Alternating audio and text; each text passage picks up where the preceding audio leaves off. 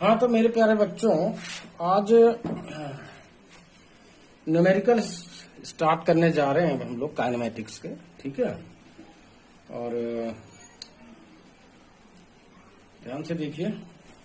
Question वगैरह तो लिखना थोड़ा पॉसिबल नहीं है, तो इसलिए जो मैं मुंह से बोलूंगा वही आपको सुनना है। इससे पहले कि न्यूमेरिकल स्टार्ट करें, कुछ चीजें आप लोग समझ लीजिए। अगर किसी भी चीज का अगर आपको डिफरेंशियल पता है, जैसे dy/dx की वैल्यू आपको पता है, मान लीजिए k है ये, तो अगर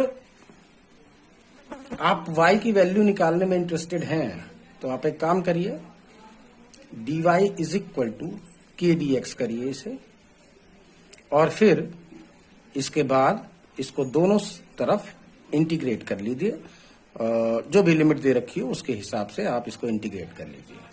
तो जब आप इंटीग्रेट करेंगे इसको, राइट, तो जो भी आंसर आएगा ये आपको y की वैल्यू दे देगा, यानी y = जो भी यहां से इंटीग्रेट होके आएगा k dx। k कोई फंक्शन है यहाँ पर, ठीक है, वो fx नहीं लिखा है मैंने, k लिख दिया, ठीक है। अच्छा, इसी तरह से अगर आपको जैसे मैं एक एग्जांपल देता हूं आपको, अगर आपको डिस्प्लेसमेंट पता है और अगर आप वेलोसिटी निकालना चाह रहे हो, तो आपको इसको डिफरेंशिएट कर लेना चाहिए विद रिस्पेक्ट टू टाइम। तो आपको वेलोसिटी पता लग जाएगी। क्या पता लग जाएगा? ds/dt, दैट इज वेलोसिटी, आपको पता लग जाएगी। ठीक है, अगर आप वेलोसिटी को भी डिफरेंशिएट कर लें टाइम के रेस्पेक्ट में, तो आपको उससे अगली quantity, that is change in velocity with respect to time, dv/dt आपको पता लग जाएगा, जिसे आप क्या बोलते हैं? एक्सेलरेशन बोलते हैं या a बोलते हैं, राइट। लेकिन अगर आपको क्वेश्चन में एक्सेलरेशन दिया हुआ हो, क्या दे रखा है? ये एक्सेलरेशन, और अगर आपको वेलोसिटी फाइंड करनी है तो आपको इसे इंटीग्रेट करना पड़ेगा टाइम के रेस्पेक्ट में, राइट। अगर आपको वेलोसिटी पता है तो आप डिस्प्लेसमेंट कैसे निकालेंगे? उल्टा, यानी इंटीग्रेट करके टाइम के रेस्पेक्ट में। वेलोसिटी को टाइम के रेस्पेक्ट में आप इंटीग्रेट कर लेंगे तो आपको क्या पता लग जाएगा? डिस्प्लेसमेंट पता लग जाएगा, राइट। इसी तरह से अगर आप एक्सेलरेशन को टाइम के रेस्पेक्ट में अगर इंटीग्रेट कर लेंगे तो क्या पता लग जाएगा आपको? वेलोसिटी आपको पता लग जाएगी। ठीक है ना? मेरे ख्याल से बात समझ में आ गई होगी। अच्छा, तो अब हम लोग क्वेश्चन देखते हैं। क्वेश्चन नंबर 1, हमारा जो क्वेश्चन होगा वो मैं अपने मुंह से बोल दे रहा हूं आपको, ठीक है। आप लोग बस थोड़ा सा ध्यान से सुनिएगा मैं क्या बोल रहा हूं। A particle located at x = 0 at time t = 0 starts moving along the positive x direction with a velocity of v = a√x, right. यानी कि जब पार्टिकल, ये मान लीजिए ऐसे चल रहा है, ये जब ये पार्टिकल x = 0 पे था तो उस टाइम पर ही टाइम स्टार्ट किया था, आपने स्टॉप वॉच अपना ऑन किया था, और अब ये पार्टिकल मूव करने लग गया, और इसकी जो वेलोसिटी है, जैसे जैसे x की वैल्यू इंक्रीज हो रही है, जैसे जैसे x की वैल्यू बढ़ती रहेगी, जैसे जैसे x की वैल्यू बढ़ती रहेगी, इस रिलेशन के अकॉर्डिंग इसकी वेलोसिटी भी इंक्रीज होती रहेगी। ठीक है, या फिलहाल आप चेंज भी बोल सकते हो, कोई ऐसी बात नहीं कि आप हमेशा इंक्रीज ही बोलो, ठीक। अच्छा, तो अब जो आपको फाइंड करना है वो ये कह रहे हैं, the displacement of the particle varies with time. ये पूछा है इन्होंने, इसमें 4 ऑप्शन दे रखे हैं, ठीक है। ये शायद कभी IIT में क्वेश्चन ही आया था ये। तो आपसे पूछा गया है डिस्प्लेसमेंट, डिस्प्लेसमेंट टाइम के हिसाब से किस तरह से वेरी कर रहा है, ठीक है। तो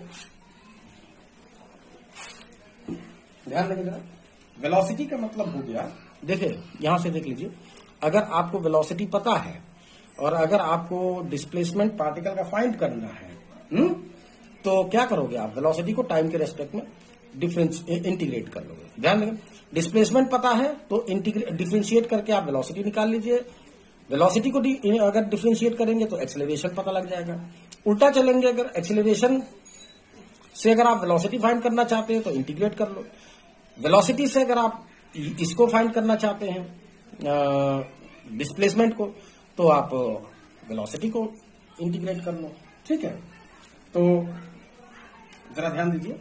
तो वेलोसिटी का मतलब क्या है? dx ओवर dt, या वैसे आमतौर पर s लिख देते हैं, लेकिन अब क्वेश्चन में डिस्प्लेसमेंट के लिए x नोटेशन यूज कर रखा था, तो मुझे भी यूज ही करना पड़ेगा ये। ठीक है, तो dx ओवर dt का मतलब हो गया a x raise to power half, right. तो वेरिएबल्स को सेपरेट कर लीजिए, dx upon x raise to power half, यानी कि ऊपर जाएगा तो माइनस हाफ हो जाएगा ये, a dt, राइट। On now integrating on both side we get, यहीं पे इंटीग्रेट कर लीजिए with the limit when t is equal to 0, x is equal to 0 था, ये तो दे रखी है, कंडीशन ही दे रखी है इसमें, क्वेश्चन में दे रखा है।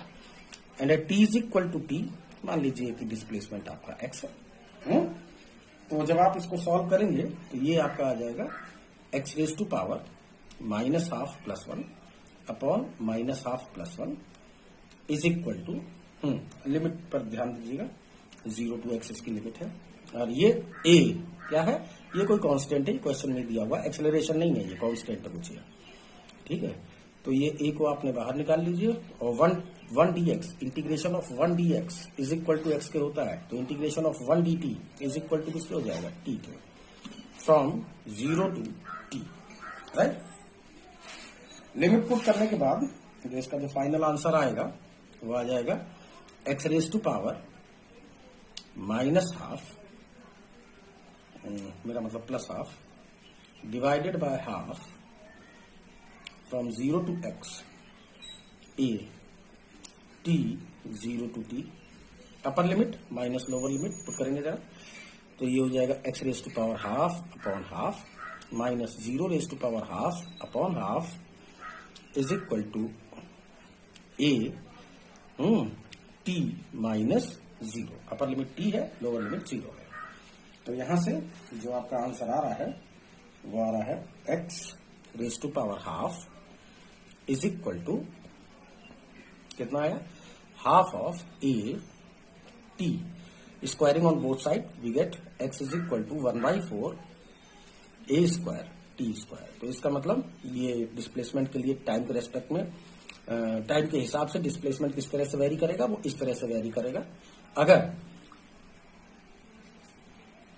ठीक है, तो वैसे क्वेश्चन में 4 ऑप्शन दे रखा है, तो जो डिस्प्लेसमेंट है वो प्रोपोर्शनल आ रहा है किसके?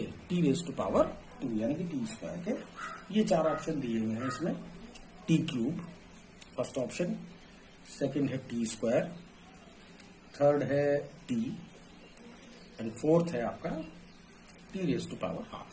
ठीक है, तो इनमें से ये वाला ऑप्शन आपको टिक कर देना है। बात समझ में आ गई? अच्छा, अब अगले क्वेश्चन पे अब हम लोग आ रहे हैं। The velocity of a particle is v is equal to, question number 2 पर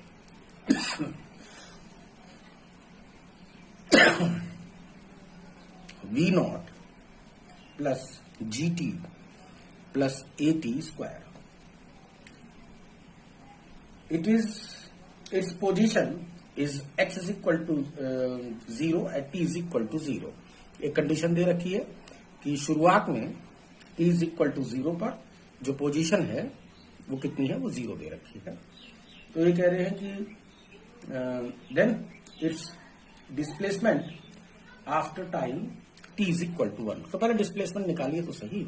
तो यहां ध्यान दीजिएगा, जो मैंने पीछे बताया था आपको, कि अगर आपको वेलोसिटी पता है तो वेलोसिटी को आप क्या कर लीजिए, ये वेलोसिटी को आप इंटीग्रेट कर लेंगे तो डिस्प्लेसमेंट आपको पता लग जाएगा।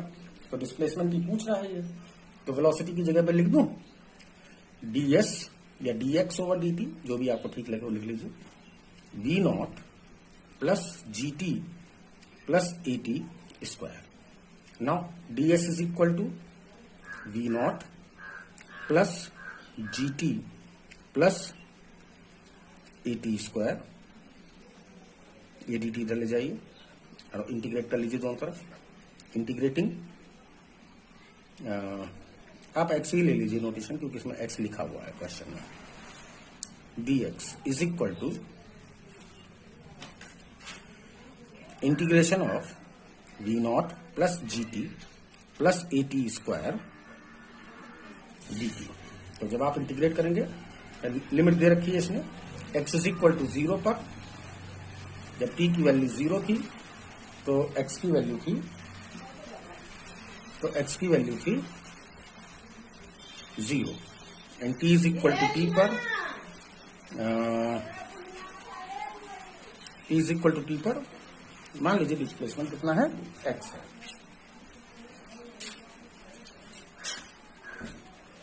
अब समझ गए हैं, 1 dx इज इक्वल टू किसके आएगा, x के, लिमिट रख देंगे from 0 to x is equal to, यहां पे रखिए जरा, कितना आया, v0 t 1 dt का 1 dt, ध्यान दीजिएगा 1 dt की जगह से t आ जाएगा, इसका आ जाएगा g तो कांस्टेंट है, इसका आ जाएगा t स्क्वायर बाय 2, इसमें a कांस्टेंट है, ये आ जाएगा t क्यूब बाय 3। ये भी लिमिट आपको 0 टू t तक रखनी है। तो अपर लिमिट माइनस लोअर लिमिट, तो ध्यान दीजिएगा लोअर लिमिट रखने का कोई फायदा नहीं, वो 0 ही आ जाएगा। ठीक है, तो ओवरऑल जो आंसर आएगा वो यही आ जाएगा, x is equal to v0 t plus gt square by 2 plus a by 3 t cube. अब इसमें डिस्प्लेसमेंट पूछा है, जो क्वेश्चन में पूछा गया displacement at t is equal to 1 second, after 1 second. तो x की वैल्यू, t की वैल्यू रखिए 1 सेकेंड। अब तो एक्सप्रेशन पता लग ही गया है आपको, आप कुछ भी निकालिए, चाहे 2 सेकेंड के बाद निकालिए, चाहे 5 सेकेंड के बाद निकालिए, चाहे 10 सेकेंड के बाद निकालिए। तो कितना हुआ, v0 into 1 plus g 1 square by 2 plus a by 3 1 cube. तो ये आंसर आ गया आपका v0 plus g by 2 plus कितना हो गया, a बाय 3। ठीक है, नेक्स्ट क्वेश्चन पर हम लोग आ रहे हैं। ये कह रहे हैं क्वेश्चन नंबर 3 पे, लाइए यहीं पे कर देता हूं, हो सकता है इसी में हो जाए। क्वेश्चन नंबर 3 की बात कर रहे हैं हम।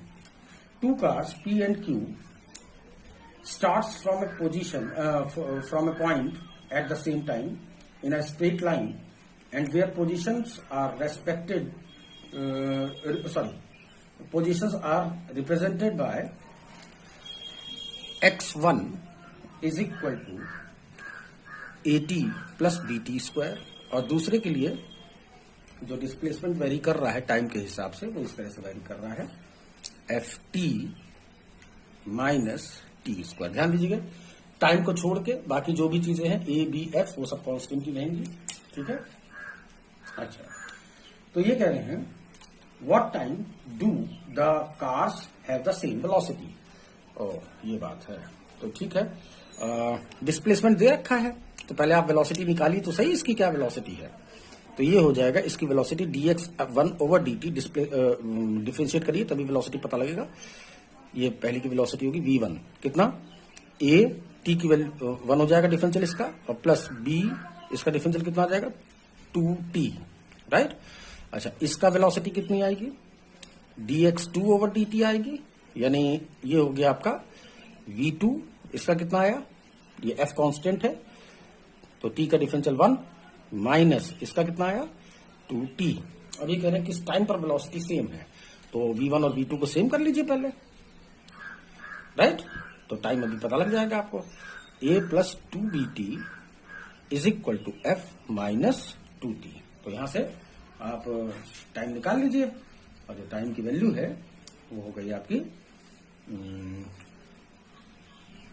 ये 4 ऑप्शन दे रखा है, चलो अब लगता है सॉल्व भी करना पड़ेगा। इसको इधर ले आइए, इसको इधर ले जाइए।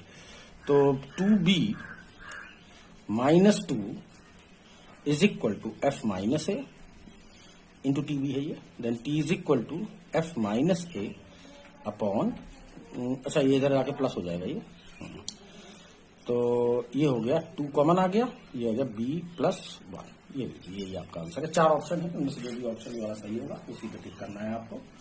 ठीक है, ठीक, अब आइए नेक्स्ट क्वेश्चन पे।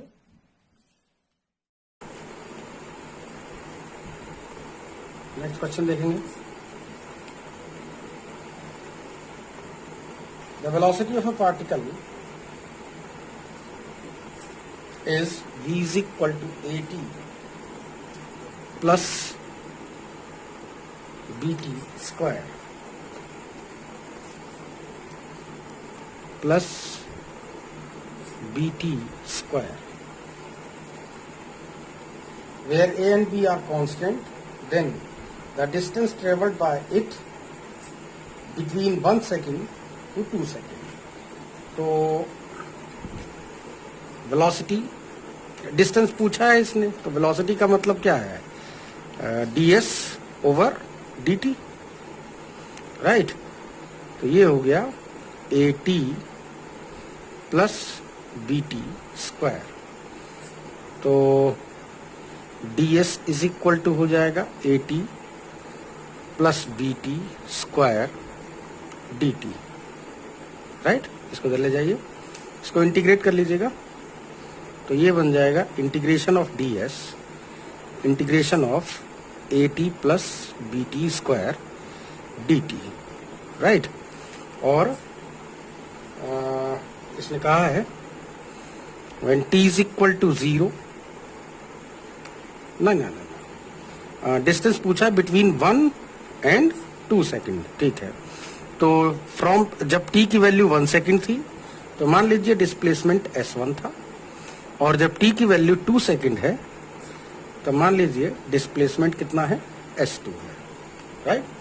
तो इंटीग्रेट करेंगे इसे, तो कितना हुआ ये 1ds dt, 1ds का मतलब क्या हुआ? s हो गया ना, लिमिट पुट कर देंगे, अपर लिमिट मतलब s1 टू s2। इसकी इंटीग्रेट करिए इसे, a t square by 2 plus b, इसका t स्क्वायर का हो जाएगा t cube by 3, limit from 1 to 2 second. इसकी लिमिट इधर पुट करेंगे, upper limit minus lower limit. तो डिस्टेंस जैसे अगर मैं समझाऊं आपको तो कुछ ऐसा समझिए कि मान लीजिए ये ओरिजिन है आपका, और t is equal to 1 second पर पार्टिकल का डिस्प्लेसमेंट s1 है, और t is equal to 2 second पर पार्टिकल का डिस्प्लेसमेंट s2 है। तो s1 से s2 तक चलने में t1 से t2 तक जो डिस्प्लेसमेंट है वो कितना है? s2 माइनस s1, ये वही वैल्यू निकाली जा रही है, ठीक है। तो ये हो गया, अपर लिमिट पुट करेंगे, a अपर लिमिट t की power 2 square by 2 plus b 2 cube by 3 minus lower limit put करेंगे, a 1 square by 2 plus b into 1 cube by 3, ठीक है। सॉल्व कर लीजिए इसको। सॉल्व करने के बाद जो आपका ये आंसर आ रहा है तो मैं डायरेक्ट लिख दे रहा हूँ, आप लोग कैलकुलेट कर लीजिएगा इसे। 3 by 2a mine plus 7 by 3b, right. तो इसी पर टिक लगा दीजिएगा, जो भी चारों में से ही भी ऑप्शन होगा उस पर टिक लगा दीजिएगा, ठीक है। अब आएंगे क्वेश्चन नंबर 5 पर। क्वेश्चन नंबर 5 ये कह रहा है कि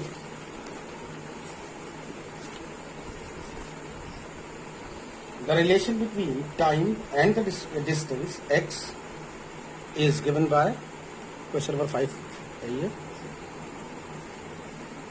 टाइम कितना दे रखा है? 2x स्क्वायर प्लस bx, ये मतलब डिस्टेंस और टाइम के बीच का रिलेशन दे रखा है। Where a and b, sorry ये 2 नहीं है, ये a है, ये a and b are constant, the acceleration is, तो इसने इस पार्टिकल का एक्सेलरेशन पूछा है। ऑब्वियस सी बात है, डिस्प्लेसमेंट को एक बार अगर आप इंटीग्रेट करोगे तो आपको पता लग जाएगा, क्या डिफरेंशिएट करने पर क्या पता लग जाएगा? वेलोसिटी, और वेलोसिटी को फिर से अगर डिफरेंशिएट कर दोगे तो क्या पता लग जाएगा आपको? एक्सेलरेशन, ठीक है। तो अब हम लोग वही काम करने जा रहे हैं, ध्यान से देखिए जरा। डिफरेंशिएट करिए इसको with respect to time, right. तो ये कितना हुआ, D over D T of time is equal to D over D T of A X square plus D over D T of B X. Constant हम बाहर निकाल लीजिएगा, ये value 1 हो गई, इज इक्वल टू कितना हुआ ये कांस्टेंट ए डिफरेंशियल से बाहर आ जाएगा ये, तो ये हो गया 2x, और इसको दोबारा से करना पड़ेगा dx ओवर dt प्लस ये b बाहर हो गया, ये बचा dx ओवर dt, ठीक है। या फिर dx ओवर dt कॉमन ले लीजिए, तो ये आ गया dx over dt is equal to किसके हुआ ये 1 अपॉन 2x 2ax, ए भी है इसमें 2ax प्लस b, ठीक है। और ये वेलोसिटी का एक्सप्रेशन है। अगर मैं दोबारा से इसको डिफरेंशिएट कर लूं तो क्या मिल जाएगा मुझे, एक्सेलरेशन, राइट। यानी मैं इधर ही कर दे रहा हूं, तो D square X over D T square यानी कि D we over D T, जिसको आप एक्सेलरेशन बोलते हैं, जो उसकी वैल्यू भी आपको निकालनी है, वो हो गया आपका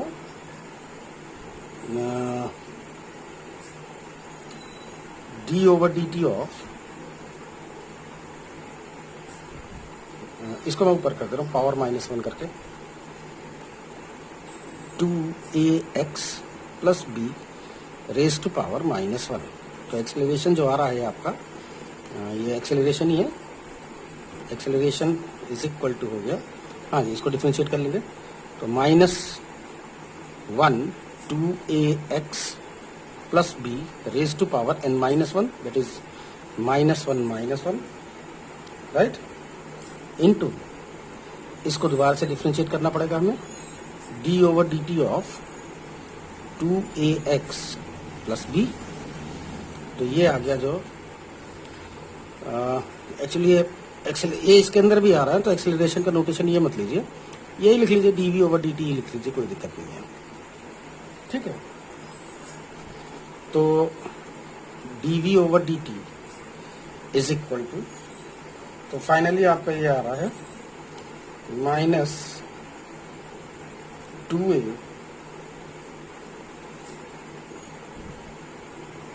x plus B raise to power -2, और इसको डिफरेंशिएट करेंगे, देखिए जरा इसको कितना आ रहा है, 2a आ रहा है, और इसका 0 हो जाएगा, इंटू 2 है, राइट। तो D we over D T is equal to हो गया आपका कितना हुआ ये, -2a upon 2ax plus B का स्क्वायर, राइट। कुछ कमी रह गई है क्या, हाँ, इसका डिफरेंशिएट करना रह गया dx ओवर dt, ठीक है। तो ये हो गया आपका into dx over dt, that is velocity, यही है। तो dv over dt, dx over dt की जगह से क्या आ गया, ये वेलोसिटी, ये पहले ही हम निकाल भी चुके हैं, इसकी वैल्यू ये यहाँ पर निकाल चुके हैं, ठीक है ना, dx ओवर dt की। तो ये वैल्यू यहाँ पर पुट कर लीजिए, is equal to -2a 2ax plus B का होल स्क्वायर, ठीक है, into 1 upon 2ax plus B, ये वैल्यू यहाँ पर रख दी है, ठीक। तो ओवरऑल ये क्यूब हो गया है, तो dv over dt is equal to हो गया -2a इंटू v क्यूब। ध्यान दीजिए ये हिस्सा, ठीक है। तो मेरा ख्याल है एक्सेलरेशन ही पूछा था इसमें, और तो कुछ पूछा नहीं है, फिर भी एक बार देख लेता हूँ मैं। हाँ, यही पूछा है, और ये क्वेश्चन नंबर, नेक्स्ट क्वेश्चन पे आएंगे, क्वेश्चन नंबर 6 पे। इसी पर टिक करना है आपको, जो भी 4 ऑप्शन होंगे उनमें से, ठीक है।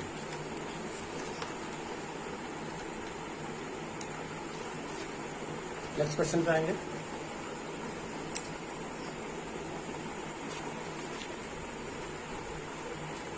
अगला क्वेश्चन है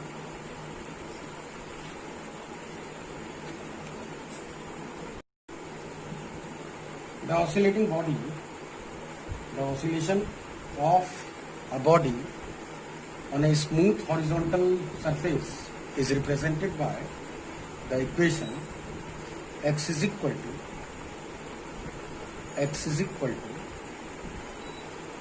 a cos omega t, where x is the displacement and t is time, omega is the angular frequency of the oscillation. तो कह रहे हैं which of the following graph shown correctly the variation of acceleration versus with time, ठीक है। तो ये हमें 4 graph दे रखे हैं, मैं चारों ग्राफ को भी आपके बना देता हूँ आपके लिए। एक ग्राफ दे रखा है, एक कंप्लीट टाइम पीरियड के लिए है ये ग्राफ, एक ग्राफ ऐसा है, राइट ना। ये हो गया ऑप्शन ए। ऑप्शन बी है आपके पास, इस तरह से है। ऑप्शन सी है आपके पास ऐसा,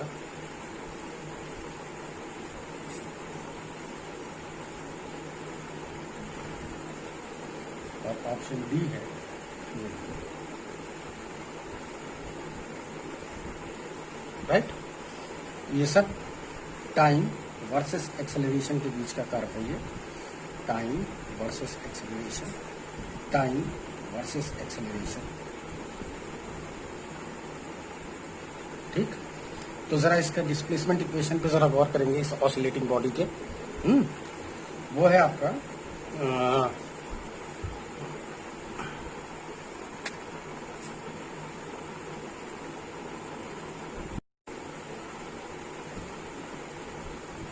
x is equal to a omega a cos omega t, right. तो अगर आप इसको डिफ्रेंशिएट कर लें तो वेलोसिटी आपको पता लग जाएगी। वेलोसिटी इज इक्वल टू होगा dx ओवर dt। तो दोनों साइड में आप इसको डिफ्रेंशिएट कर लीजिए। a कांस्टेंट टर्म है, डिफरेंशियल से बाहर आ जाएगा, तो a cos का कितना होगा बोले, cos ओमेगा t का माइनस साइन ओमेगा टी, और फिर इस ओमेगा टी का दोबारा से करना पड़ेगा D over D T of omega T. तो ये पता लग गया आपको कितना टाइम का, ये कांस्टेंट है ओमेगा, इसको बाहर निकाल लीजिएगा तो टाइम बचेगा, टाइम की 1 हो जाएगा इसका डिफरेंशियल।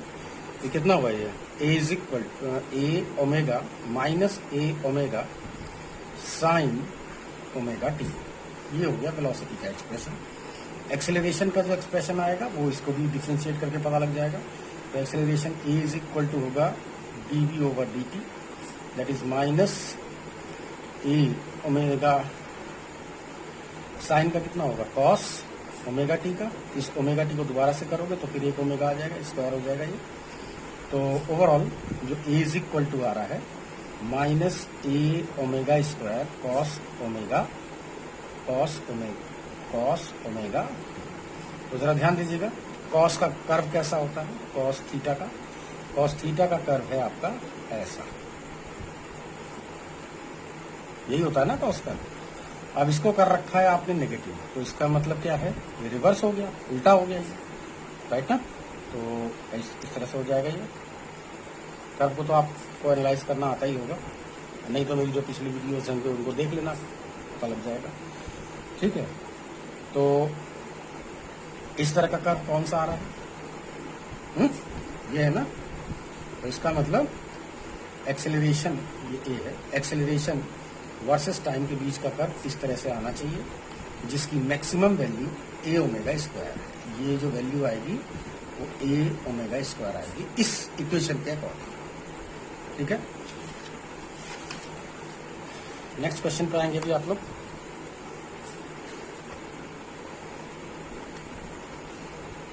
क्वेश्चन नंबर 7 है, a particle of mass small m is at rest at the origin at the time t is equal to 0। इसने ये बात बता दिया है कि कोई बॉडी है जिसका मास m है और वो स्टार्टिंग में t is equal to 0 पर उसका जो डिस्प्लेसमेंट है वो 0 है। ये पहले इसने बता दिया है, ठीक है। It is subjected to a force F is equal to F naught e raised to power minus dt in the x direction, यानी ऐसे चल रहा है ये along x axis, right? Its speed v is depicted by which of the following curves? तो इसमें भी 4 curve दे रखे हैं और मुझे चारों को ही बनाना पड़ेगा क्योंकि क्वेश्चन क्लियर नहीं होगा आप लोगों को, तो मैं ग्राफ बनाते रहूँ आप लोगों के लिए चारों ऑप्शन का। एक कर्व कुछ इस तरह से है, सेकंड कर्व इस तरह से है,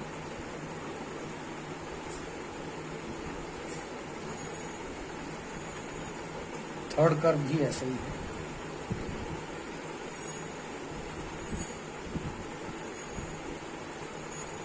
अभी डेटा लिखूँ तो पता लग जाएगा कि क्या एरर है ये। एंड लास्ट कर्व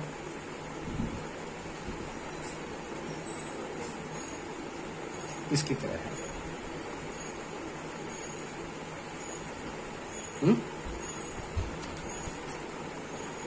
अब जो फर्क है ग्राफ में वो ये है कि force versus time, force versus time, force versus force नहीं लिखा हुआ है, ये कुछ और लिखा हुआ है, बता रहा हूं।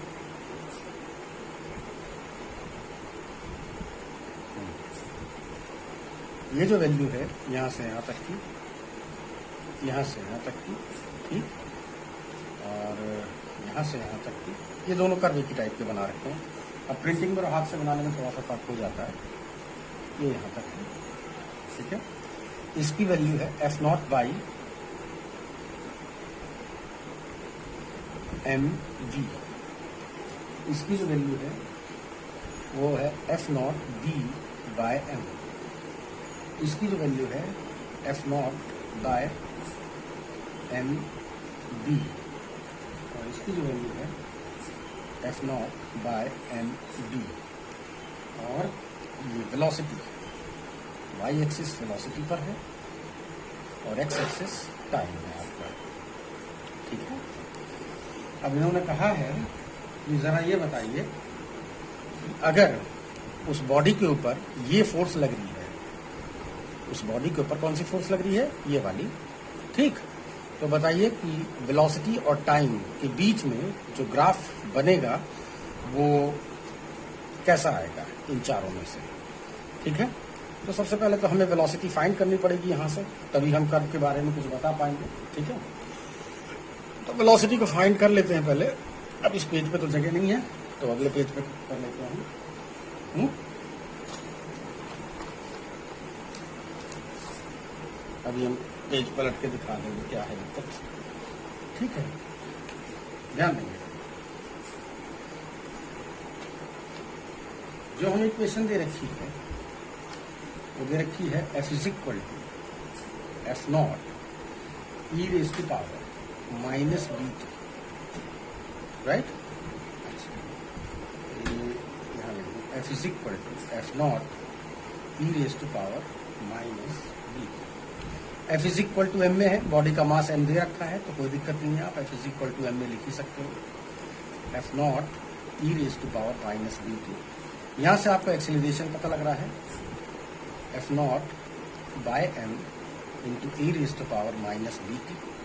एक्सेलरेशन का मतलब आप जान ही रहे हैं, D we over D T है। यहाँ से वेलोसिटी और टाइम के बीच में भी आपको रिलेशन पता लग जाएगा, उसी के हिसाब से हम लोग ग्राफ को स्टडी कर लेंगे, ठीक है।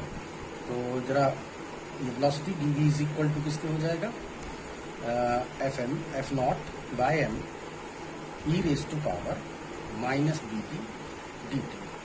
दोनों साइड में इंटीग्रेट कर लीजिए इसको, ठीक है। अब पता नहीं इसमें कुछ लिमिट दे रखी है कि नहीं दे रखी है, देखना पड़ेगा। हाँ दे रखी है। स्टार्टिंग में t इज इक्वल टू 0 पर डिस्प्लेसमेंट इसका 0 दे रखा है, तो कितना हो गया? डिस्प्लेसमेंट 0 है कि वेलोसिटी 0 है, ये भी मुझे ख्याल नहीं आ रहा है, मैं देख लेता हूँ। A particle of mass m is at rest at the origin at the time t। इसका मतलब डेटा कुछ गड़बड़ कर रखा है इसलिए। चलिए कोई दिक्कत नहीं है।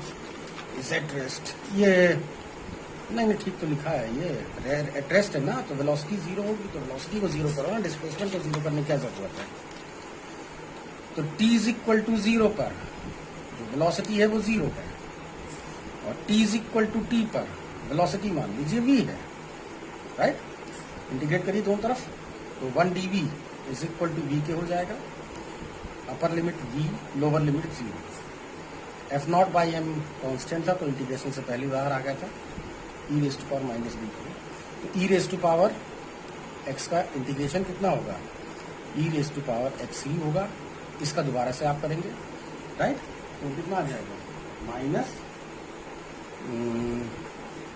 इंटू माइनस, चलो लिख देता हूँ, D over D T of minus D T, ठीक है ना। तो ये हो गया आपका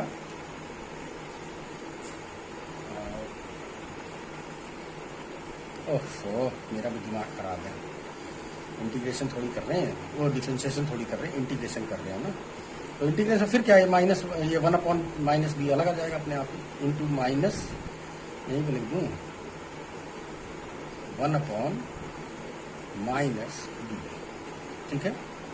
इंटीग्रेट कर लीजिए इसको, इंटीग्रेट करके यही आंसर आएगा भैया, इतना ज़्यादा परेशान होने की ज़रूरत नहीं है। तो अपर लिमिट, इसकी भी तो लिमिट रखी है, from 0 to t। Upper limit रखेंगे v माइनस लोअर लिमिट रखेंगे 0, और इसमें भी upper limit t, lower limit 0। मैं इस चीज़ को पहले ही बाहर निकाल ले रहा हूँ, f0 बाई m माइनस ही कर ले रहा हूँ सीधे, इंटू b भी लिख देता हूँ यहीं पे। अब अपर लिमिट लगाएंगे इसकी, e raise to power minus B T, minus lower limit 0 है, t की जगह 0 रखिए, e की पावर हो जाएगा 0, राइट, इनफैक्ट माइनस 0, तो माइनस हो चाहे 0 चाहे उससे कोई फर्क नहीं पड़ा, 0 आ जाएगा, 1 आ जाएगा कुल मिला के वैल्यू। तो v इज इक्वल टू आ गया minus f0 by M B E raise to power minus B T minus 1, ठीक है। या फिर अगर इस माइनस को अंदर ले जाओ तो v is equal to f0 by M B into 1 minus E raise to power minus B T. अब जरा इस इक्वेशन के अकॉर्डिंग जो हमारा ये आ रहा है, मैं जरा ग्राफ को एनालाइज कर लूँ। ये इक्वेशन हमारी क्या आ रही थी? Velocity versus time, f0 by M B into 1 minus E raise to power minus B T. तो ठीक है, हमारे पास बहुत सारी चीजें तो है नहीं यहाँ पर करने के लिए, मेरे पास केवल दो पॉइंट हैं, एक t इज इक्वल टू 0 और एक t is equal to infinity. हम देख लेते हैं कि क्या क्या हो रहा है।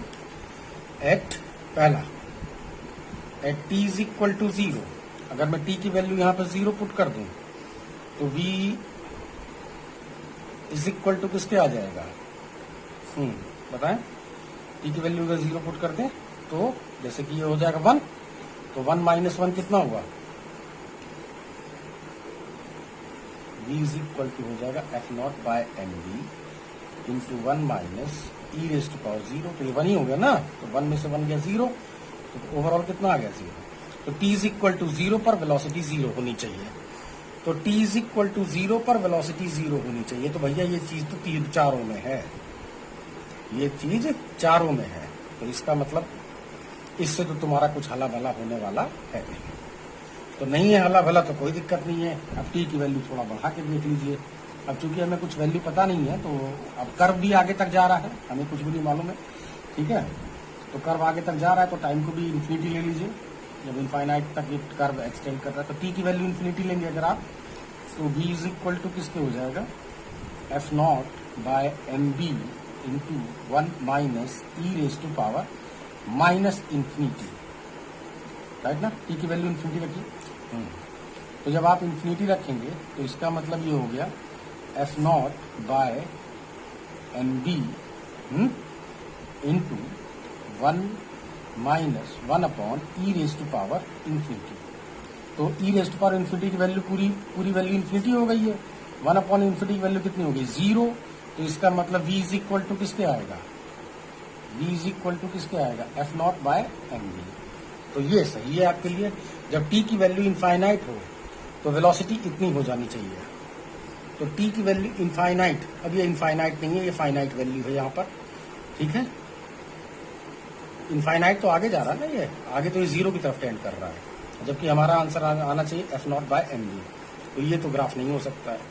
इस पर आइए, तो इन्फिनिटी जैसे जैसे टाइम बढ़ता जा रहा है ये कर्व आपका इन्फिनिटी की तरफ इस तरह से होता जा रहा है, लेकिन जो इसकी जो वैल्यू है वो F naught B by M लिख रखा है। तो इसका मतलब ये वाला कर्व भी नहीं है, हमारा ये आना चाहिए। इस वाले कर्व पे जरा ध्यान देंगे, हाँ ये सही आ रहा है, क्योंकि जैसे जैसे टाइम की वैल्यू बढ़ती जा रही है, जैसे जैसे टाइम इन्फिनिटी की तरफ टेंड करता जाएगा, वैसे वैसे velocity F naught by M B की तरफ टेंड करती जाएगी। तो ये सही है, ये वाला सही है, ठीक है। बात समझ में आ गई? तो इस तरह से कर्व को आप एनालाइज कर सकते हैं। हालांकि ये मैं आपको बता दूं कि ये जो कर्व है ये क्या नाम है, इस तरह से नहीं एनालाइज, इतना टाइम नहीं लगेगा इसमें, सब बहुत छोटी छोटी चीजें हैं। जब आप करोगे तो ये सब चीजें आपसे जो है बस 2-4 सेकंड में ही सॉल्व हो जाएंगी, ज्यादा टाइम नहीं लगता इन सब चीजों को करने में, ठीक है। अच्छा, तो अब अगले पॉइंट पर अभी हम आएंगे, नेक्स्ट क्वेश्चन पर। अगला क्वेश्चन, चलो ग्राफ तो नहीं है कम से कम। A particle of unit mass undergoes one-dimensional motion such that its velocity varies according to the equation v is equal to b x। मैं देख लूं पहले, ठीक तो आ रहा है वैसे।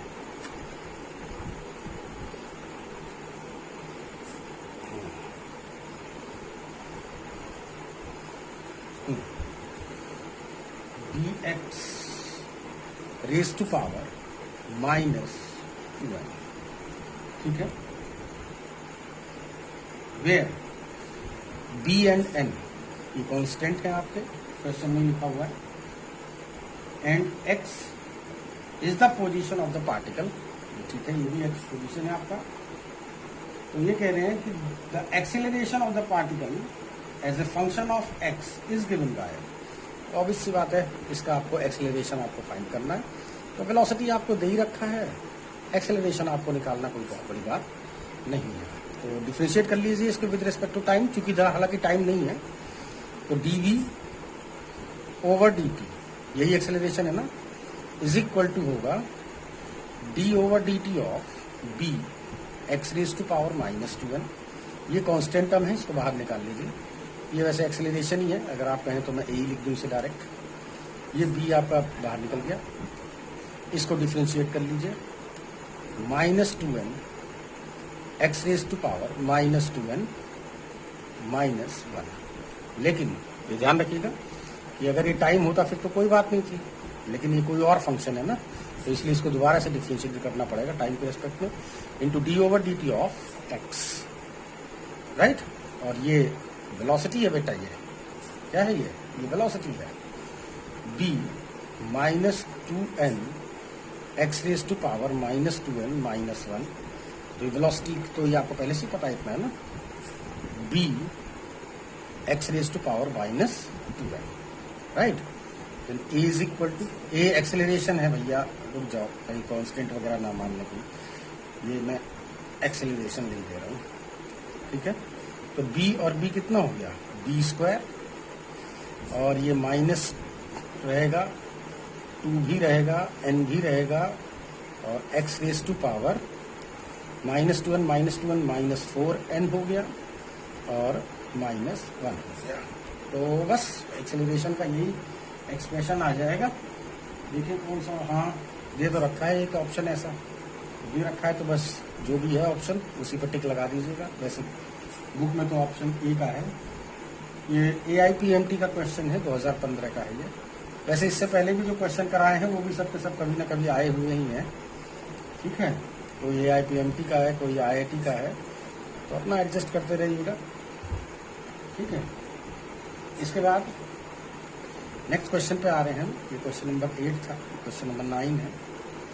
और बहुत सारी मैं अभी आप लोगों को वीडियो बना के देने वाला हूँ। HC वर्मा का सोल्यूशन दूंगा मैं, जरा ये सब IIT का काम खत्म कर लूँ पहले मैं, तब उसके बाद मैं HC वर्मा का सोल्यूशन दूंगा आपको काइनेमेटिक्स का। द वेलोसिटी डिस्टेंस ग्राफ ये दे रखा है भैया, वेलोसिटी डिस्टेंस ग्राफ। चलो ऐसे है, ठीक है।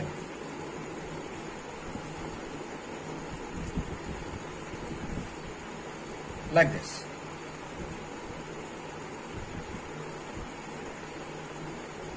स्ट्रेट लाइन है, वेलोसिटी और टाइम के बीच का कर्व है। t इज इक्वल टू 0 पर वेलोसिटी आपकी v0 लिखी हुई है, और टाइम नहीं है बेटा, ये डिस्प्लेसमेंट है। और ये हो गया आपका x0, ठीक है। यहाँ तक तो कोई दिक्कत परेशानी नहीं है। अब मैं क्वेश्चन पढ़ देता हूँ आप लोगों के लिए। The time velocity graph of a particle moving along straight line is shown in the figure. Which one of the following acceleration distance graph corresponds to the given velocity distance graph? जो भैया इसके भी जो option दे रखे हैं वो भी graph की टर्म में ही है। तो जो पहला जो ऑप्शन दे रखा है वो ये है, जो बना रहा हूं मैं अभी आपके लिए। पहला ऑप्शन ऐसा है, एक्सेलरेशन वर्सेस डिस्टेंस का जो ग्राफ पहला दे रखा है वो ऐसा दे रखा है, राइट। दूसरा जो दे रखा है वो डिस्टेंस वर्सेस एक्सेलरेशन के बीच का कर्व वो ऐसा दे रखा है, इस तरह से। तीसरा जो दे रखा है, हालांकि ये चीज नहीं दे रखी है, मैंने बस एक्सटेंड कर दिया ऐसे इसको, ठीक है। और जो तीसरा जो दे रखा है वो दे रखा है इस तरह से, कुछ ऐसे, एक्स वर्सेस एक्सेलरेशन। और लास्ट वन ये हो गया एक्स, ये हो गया एक्सेलरेशन, और ये यूनिफॉर्म एक्सेलरेशन दे रखा है। तो अब हमें देखना है कि कर्व आना कैसा चाहिए। अगर वेलोसिटी डिस्टेंस ग्राफ अगर ऐसा है तो हमारा कर्व किस तरह से आना चाहिए, एक्सेलरेशन वर्सेस डिस्टेंस के बीच का, ठीक है ना। तो ठीक है, सबसे पहले तो इस कर्व का मुझे इक्वेशन पता ही होना चाहिए, क्योंकि जब तक इक्वेशन नहीं पता होगी तब तक ना मैं तो डिफरेंशिएट कर सकता हूँ, ना इंटीग्रेट कर सकता हूँ, ना कुछ कर सकता हूँ। तो मैं यहाँ पर आप लोगों को याद दिला दूँ कुछ चीज। तो याद दिलाने की बात यह है, पहले तो मुझे एक पेज निकालने की जरूरत पड़ेगी।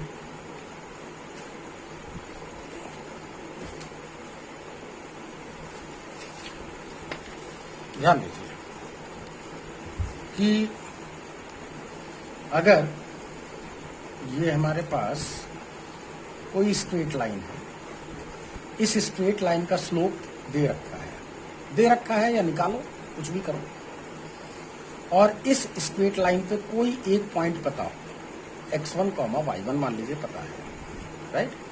तो इस लाइन की इक्वेशन क्या होगी, y is equal to y minus y1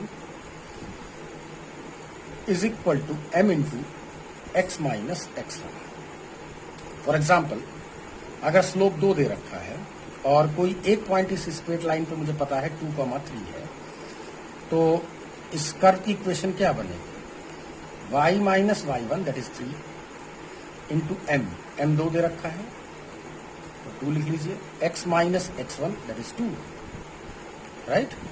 तो ये कितना होगा, y minus 3 is equal to 2x minus 4। भाई देखो थोड़ा कैलकुलेशन मिस्टेक हो जाए तो उसको ठीक कर लेना, क्योंकि हम लोग तो थोड़ा जल्दीबाजी में सब काम करते हैं ना।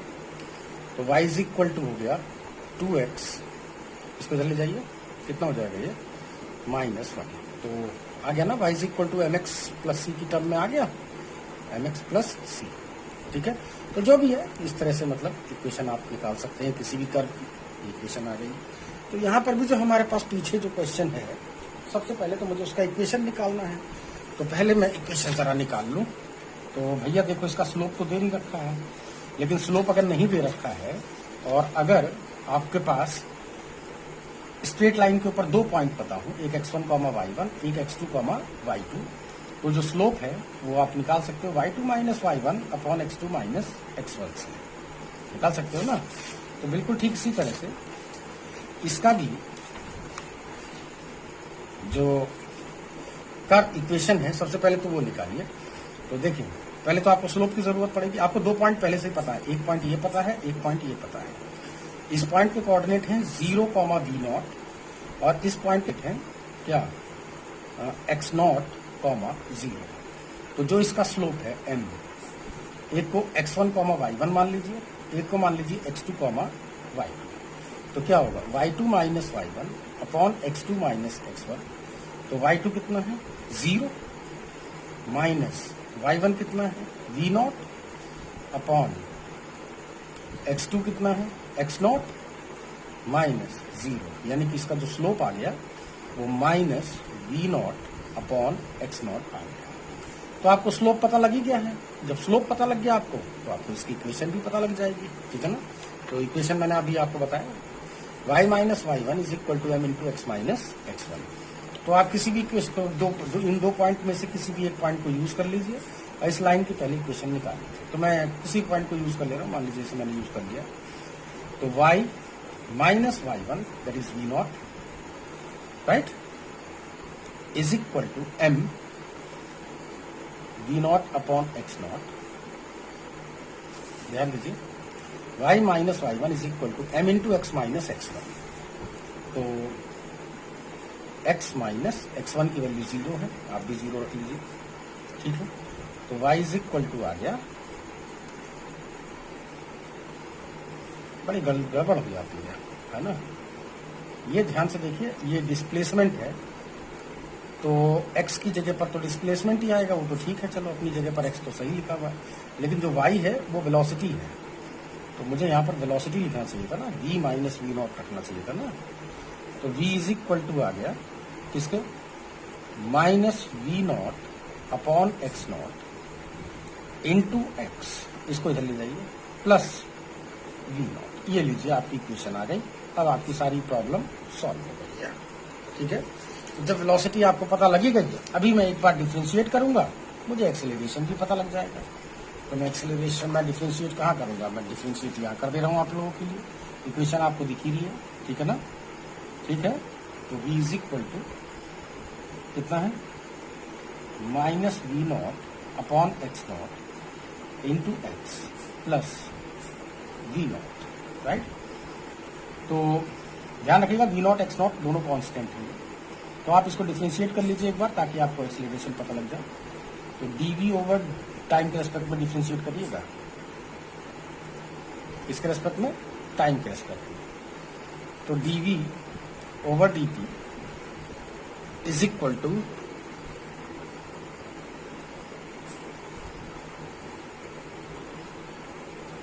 टू किसके हो गया ये माइनस v0 अपॉन x0।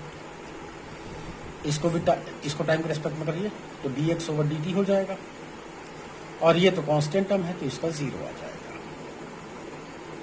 ठीक है ना। तो dv over dt is equal to minus v0 upon x0, ठीक है। और dx ओवर dt जो कि वेलोसिटी है, इसका एक्सप्रेशन आपके पास पहले से ही मौजूद है, तो इसको यहाँ पे पुट कर दीजिए। तो ये हो जाएगा minus v0 upon x0 into x plus v0 right ना। तो जो इसका एक्सेलरेशन ये आ रहा है, जिसको एक्सेलरेशन को ए ही लिख दे रहा हूं मैं डायरेक्ट, है ना, अंदर मल्टीप्लाई करिए तो ये हो जाएगा माइनस माइनस प्लस हो जाएगा। तो v0 अपॉन x0 का होल स्क्वायर इंटू एक्स, इसके अंदर मल्टीप्लाई करें, प्लस और माइनस माइनस हो गया, ये हो गया v0 स्क्वायर अपॉन एक्स, ठीक है। तो ये एक्सेलरेशन के लिए आ रहा है। तो अब जरा ध्यान दीजिएगा, ये आपने y एक्सिस पर ले रखा है, इसको y ले लीजिए, इसको एक्स एक्सिस पे ले रखा है, तो ये स्लोप होगा m और ये होगा intercept of y axis, y is equal to m x plus c. ठीक है, अब अपने चारों जो ऑप्शन दे रखे हैं उसको इस इक्वेशन के अकॉर्डिंग मैच करा लीजिए कि कौन सा सही बैठेगा। सबसे पहली बात तो स्लोप पॉजिटिव होना चाहिए जैसा कि इसके अंदर आ रहा है।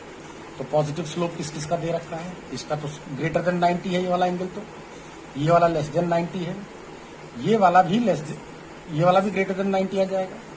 ओहो, तो इसी से ही काम बन गया भैया, एक ही का है ये रहा। इसका स्लोप क्या है, इसका स्लोप लेस देन 90 है, यानी कि इसका स्लोप इसका पॉजिटिव आएगा। ठीक, और पॉजिटिव ही स्लोप इसका होना चाहिए। दूसरा भी चेक कर सकते हो, intercept of Y axis negative होना चाहिए, तो वाई एक्सिस से जो इंटरसेप्ट कट रहा है वो नेगेटिव होना चाहिए। तो ये रहा नेगेटिव, देखिए इसका पॉजिटिव है, इसका भी नेगेटिव है, लेकिन इसका स्लोप अगर आप ऐसे में पूरा ऐसे बढ़ा दूं तो इसका जो स्लोप आएगा वो एक्स एक्सिस की पॉजिटिव डायरेक्शन से जो एंगल बनता है उसके टेंजेंट को बोलते हैं ना, तो ये ग्रेटर देन 90 है, तो इसका मतलब ये स्लोप नेगेटिव है ये। ठीक है, और ये तो खैर भैया एक्स एक्सिस के पैरेलल ही, इसका तो कोई झंझट ही नहीं है, तो यूनिफॉर्म एक्सेलरेशन की बात कर रहा था इसका, तो ये तो शुरू से ही मना था, तो ये तो होना ही नहीं था। तो ये इसका कर्व सही हो गया, मेरे ख्याल समझ में आ गई होगी बात सबके। ठीक है, नेक्स्ट क्वेश्चन पे भी हम लोग आएंगे।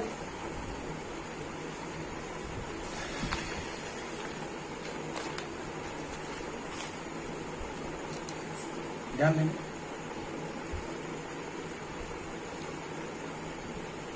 क्वेश्चन नंबर 10 पर आई थी।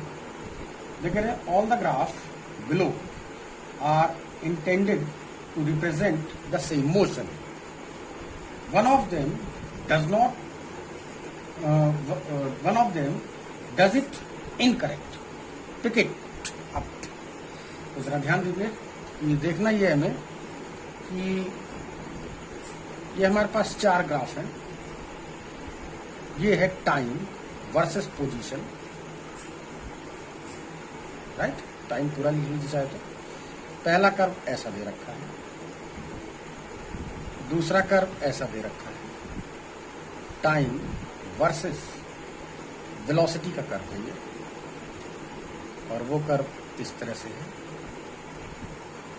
इनफैक्ट नीचे जा रहा है ये।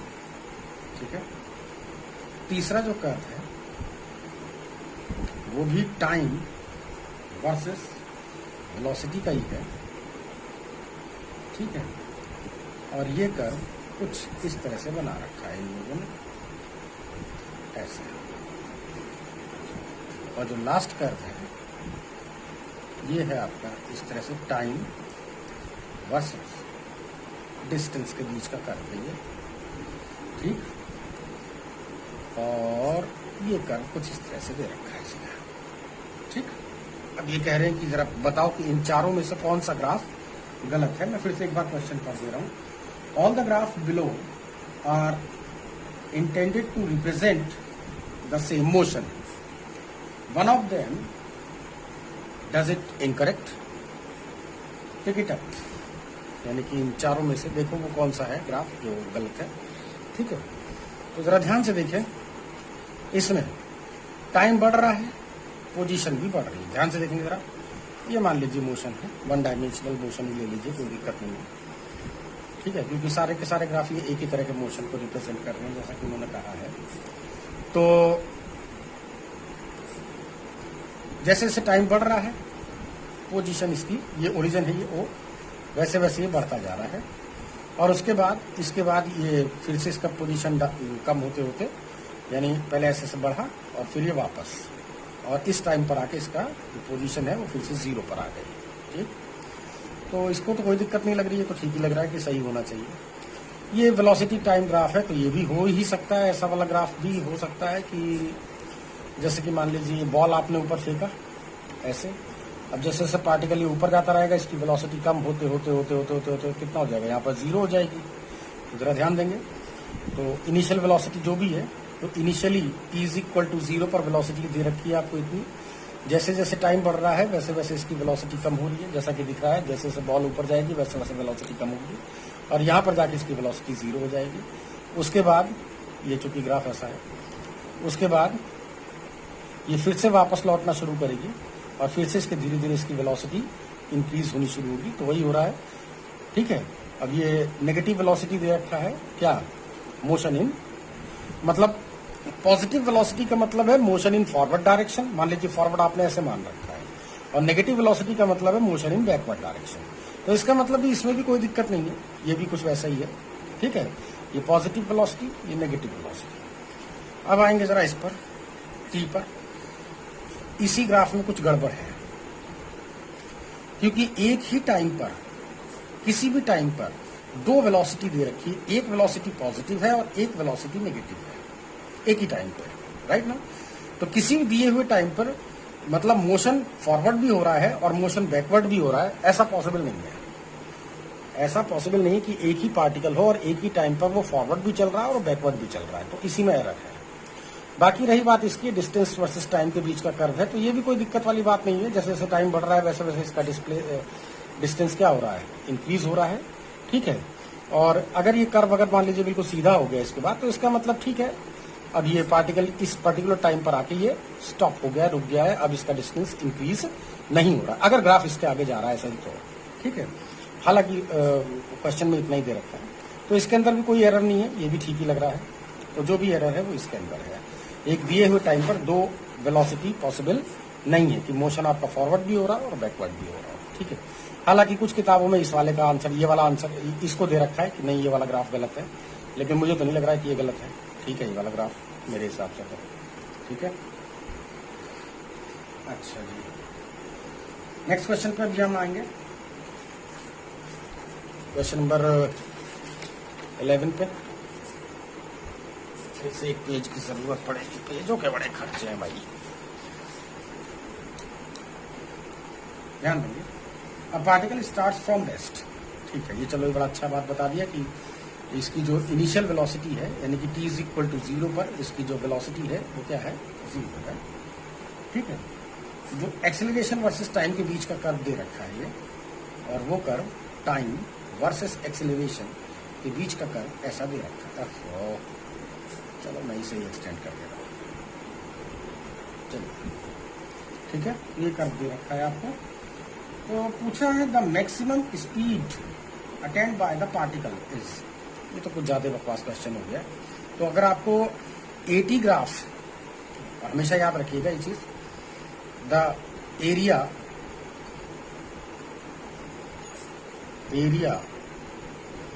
Covers by time acceleration curve with time axis gives the value of maximum velocity, ठीक है ना। तो ठीक है, अभी तो कोई दिक्कत ही नहीं है इसके अंदर, तो बस ये जो कर्व है इसने टाइम एक्सिस से कितना एरिया है ये, राइट। तो ये एरिया निकाल लीजिए, आपको पता लग जाएगा कि मैक्सिमम वेलोसिटी कितनी है। मैक्सिमम वेलोसिटी पूछा ही है इसने, डेटा इसने कुछ दे ही रखा है, ये 10 मीटर पर सेकंड स्क्वायर है ये वाला, ठीक है। और ये जो दे रखा है वो क्या दे रखा है, 11 सेकंड दे रखा है। तो half of base into height, area किसके इक्वल हो जाएगा, half of base that is 11 into height that is 10, ये 55 मीटर पर सेकंड आ गया, ठीक है।